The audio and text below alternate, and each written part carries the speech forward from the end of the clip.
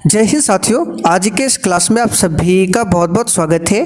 तो साथियों, आज हम लोग रीजनिंग का प्रैक्टिस सेट नंबर 5 को सॉल्व करने वाले हैं और साथियों इस प्रैक्टिस सेट में नंबर एनालॉजी से टॉप लेवल के प्रश्नों को कवर करेंगे, जो कि साथियों आने वाले सभी प्रतियोगी परीक्षाओं के लिए काफ़ी ज़्यादा इम्पोर्टेंट होगा। तो साथियों आप लोग पूरा क्लास को ध्यान से देखिए। तो साथियों आज का पहला क्वेश्चन आपके सामने है, क्वेश्चन को ध्यान से पढ़िए और अगर आपको सॉल्व करना आता है तो सॉल्व करके आप लोग इसका आंसर नीचे कमेंट बॉक्स में ज़रूर बताइए। तो देखिए नंबर एनालॉजी का क्वेश्चन है। यहाँ पर देखिए जिस प्रकार 13 से 27 लिखा हुआ है, सेम टू सेम आपको 31 से अगली संख्या क्या बनेगा ये आपको बताना है। यानी कि जिस लॉजिक से 13 से 27 बना है उसी लॉजिक का प्रयोग करके 31 से अगली संख्या क्या होगा ये आपको बताना है। तो सबसे पहले हम लोग देखेंगे 13 और 27 में लॉजिक क्या है। तो यहाँ पर देखिए लॉजिक की बात करें 13 और 27 में, इसमें सिंपल सा लॉजिक है कि 13 में गुना 2 किया गया है और प्लस 1 किया गया है। यानी कि इसमें लॉजिक जो लगा है गुना 2 और प्लस 1 का लॉजिक लगा है। तो हम भी यहाँ पर क्या करेंगे 31 में गुना 2 कर देंगे और 1 जोड़ देंगे। तो 31 गुना 2 करेंगे तो कितना होगा, तो आप कहेंगे 31 दूनी होता है 62 और 62 में 1 जोड़ेंगे तो हो जाएगा 63, जो कि ए ऑप्शन में 63 दिया हुआ है। तो साथियों उम्मीद करते हैं आपका भी आंसर 63 आया होगा। चलिए क्वेश्चन नंबर 2 को आप लोग सॉल्व कीजिए। देखिए सबसे पहले आपको खुद से ट्राई करना है, वीडियो को रोक लीजिए और पहले अपने से खुद से ट्राई कीजिए। अगर नहीं बनता है फिर आपको वीडियो को चालू करके देखना है। तो यहाँ पर देखिए 23 से 25 है, उसी प्रकार आपको 36 से बताना है। तो 23 से 25 में क्या लॉजिक है, तो आप कहेंगे 23 में 2 जोड़ेंगे तो 25 होगा। तो 36 में अगर हम 2 जोड़ते हैं तो होगा 38, लेकिन ऑप्शन में 38 नहीं है। तो यहाँ पर देखेंगे कि इस लॉजिक का प्रयोग हुआ है। तो यहाँ पर देखिए 23 और 25 की बात करें तो अगर यहाँ पे देखिए हम 25 का स्क्वायर कर दें तो कितना होता है, आप कहेंगे 25, ठीक है। यानी कि 5 का स्क्वायर करते हैं तो बनता है 25। अब ये 5 कैसे बनेगा, तो आप कहेंगे 2 और 3 को आपस में जोड़ देंगे, ठीक है। तो 2 और 3 को आपस में जोड़ दीजिए तो हो जाएगा 5 और 5 का स्क्वायर कर दीजिए तो हो जाएगा आपका 25, ठीक। यहाँ पर 3 और 6 को ऐड करेंगे तो हो जाएगा 9 और 9 का स्क्वायर करेंगे तो आपका आंसर निकल कर के आएगा 81। यहाँ पर देख सकते हैं बी ऑप्शन में 81 दिया हुआ है। और साथियों आप लोग डेली रीजनिंग का प्रैक्टिस कीजिए। ये क्लास आपको डेली शाम 7:30 बजे दिया जाता है, ठीक है। जब आप लोग डेली प्रैक्टिस करेंगे तो आपसे भी रीजनिंग का क्वेश्चन जरूर सॉल्व होगा। चलिए तीसरा क्वेश्चन देखिए। तीसरा क्वेश्चन क्या कहता है कि जिस प्रकार 9 से 121 बना है उसी प्रकार 7 से अगली संख्या क्या होगा ये आपको बताना है। पहले खुद से ट्राई कीजिए, ठीक है।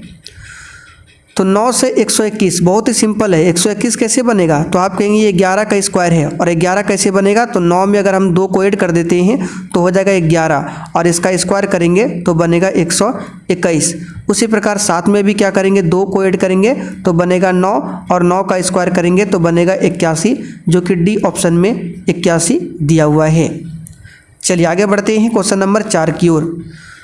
चौथा क्वेश्चन क्या है, 9 से 72 बना है उसी प्रकार 5 से अगली क्या होगा ये आपको बताना है। और देखिए साथियों जिन्होंने अभी तक सेशन को लाइक नहीं किया है आपसे रिक्वेस्ट है आप लोग सेशन को साथ में लाइक ज़रूर करते चलिए। तो यहाँ पर देखिए आप कहेंगे सिंपल सा क्वेश्चन है। सबसे पहले अगर आपको नंबर एनालॉजी का क्वेश्चन मिलता है तो खुद से ट्राई कीजिए कि सबसे पहले आपको गुना करके देखना है। तो 9 से 72, 9 8 72, तो 5 में भी क्या करेंगे गुना 8 कर देंगे तो 5 8 40। तो देखिए एक भी ऑप्शन में 40 नहीं है, इसका मतलब इस तरह से नहीं बनेगा।